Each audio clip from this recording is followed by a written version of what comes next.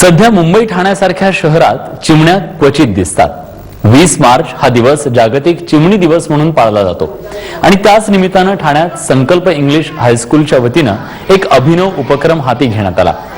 सध्या दुर्मिळ झालेल्या चिमण्यांना वाचवण्यासाठी चिमण्यांनी बनवले चिमण्यांसाठी घरकुल या कार्यक्रमाचं आयोजन केलं होतं।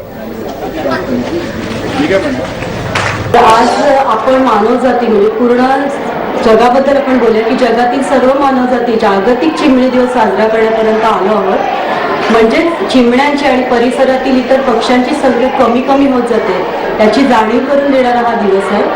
आणि याच धर्तीवर म्हणजे जेव्हा 2010 साली जागतिक चिमणी दिवस जाहीर केला गेला तेव्हाच मनाला अशी खंत वाटली की बापरे, आता आपण असाही दिवस साजरा करणार आहोत। म्हणजे या चिमण्यांची संख्या कमी होत चालली आहे। चिमणी, कावळा, पोपट, कबूतर हे जे मानवाला जवळ असणारे पक्षी आहेत त्या संख्येने कमी होत जात आहेत।